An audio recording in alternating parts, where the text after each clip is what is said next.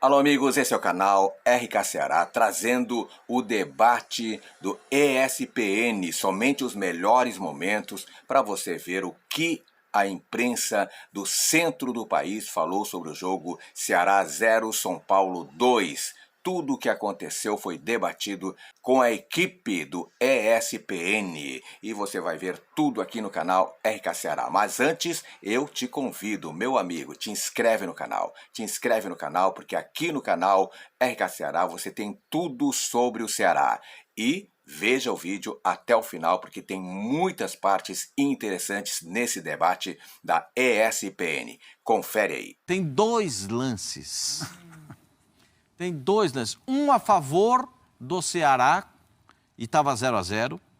E outro a favor do São Paulo, que o árbitro dá o pênalti. Aliás, colocaram um árbitro completamente inexperiente para uma partida dessa, valendo uma grande discussão, uma grande batalha entre os dois para superar, para sair de uma zona perigosa do Campeonato Brasileiro. Aí eu acho que o pessoal flerta com a falta, que pensa que a gente não tem capacidade de raciocínio, né?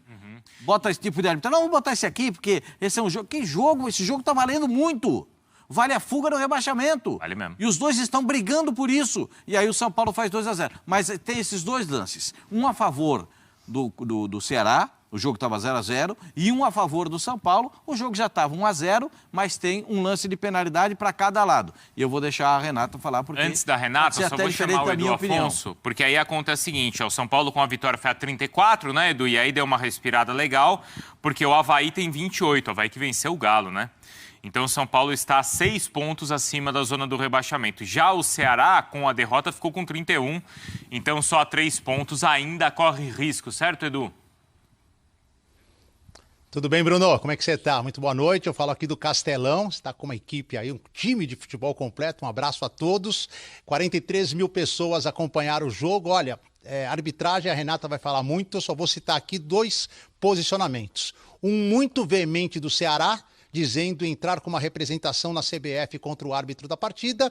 E um mais light do São Paulo, uma palavra do Rogério, dizendo o seguinte: o árbitro estava inseguro e por essa insegurança do árbitro eu substituí o Nestor e o Luciano no intervalo, porque eles tinham cartão amarelo e não tive segurança que ele manteria meus 2 jogadores em campo devido à insegurança do árbitro. Aí os lances capitais, a Renata vai dar um show aí e vai falar um pouquinho. Eu vou falar um pouco mais do jogo, foi confuso, complexo e teve alguns pontos altos, né? O Caleri quebrando a sequência de 8 partidas sem marcar.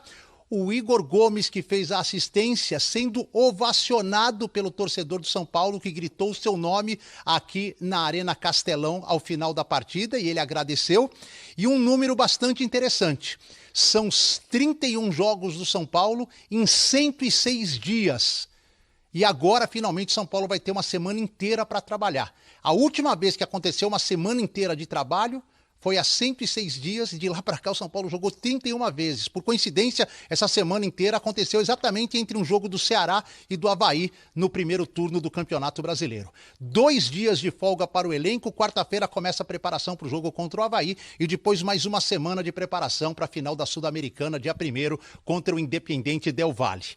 Vou trazer o Rogério Ceni, porque o assunto com o Rogério não ficou, Bruno e companheiros, sobre o resultado, sobre a insegurança da arbitragem. O Rogério falou depois da partida contra o Flamengo a seguinte frase: se eu estiver aqui no ano que vem, e repetiu, se eu estiver aqui no ano que vem. Então hoje nós questionamos o Rogério o porquê dessa frase e se existe, mesmo com o contrato renovado desde 12 de julho para 2023, possibilidade dele não ser o técnico do São Paulo no ano que vem. Os casos de arbitragem também envolvendo essa partida, rapidinho, porque o linha de passe já vai começar também. Eu acho que o primeiro ponto é no pênalti marcado para o São Paulo. E aí o que acontece? O árbitro marca no campo de jogo, o VAR chama o árbitro para rever o lance. Primeiro ponto aí, erro do VAR. Por quê? Porque se ele definiu que foi fora da área, ele não tem que chamar o árbitro, ele tem que informar. Pela imagem que nós temos, para mim, o contato faltoso ocorre dentro da área e o pênalti deveria ser mantido. Mas o grande ponto... A gente viu a primeira imagem do pênalti discutido ali pelo Ceará, né? E aí o pênalti foi dentro ou fora da área. Exatamente. O árbitro marca dentro da área. O VAR chama, só que o VAR, se é lance factual, que ele definiu que foi fora da área, ele não tinha nem que chamar. Porém, o VAR de hoje era o Adriano, que é um árbitro que já mostrou em outros jogos que sequer conhece a regra do jogo, em Brusque e Vasco, Internacional e Fortaleza, se não me engano, que o VAR dele vive salvando ele nos jogos, e esse não é lance para ele chamar o árbitro.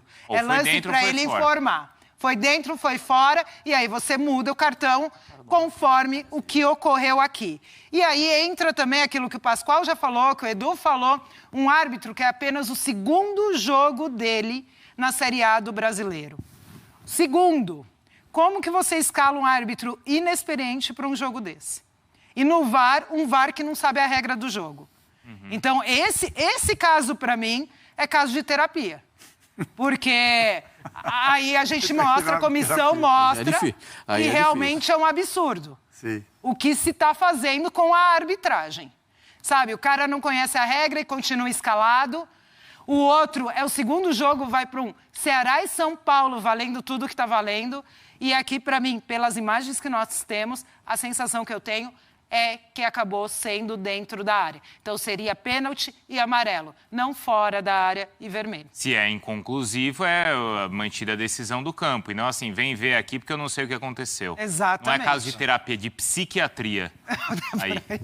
Eu vou cancelar o psicólogo. Aí também tem uma questão de ótica. Você vai me desculpar, mas aí tem o desconhecimento da regra e a questão de ótica, de não saber onde que aconteceu a falta.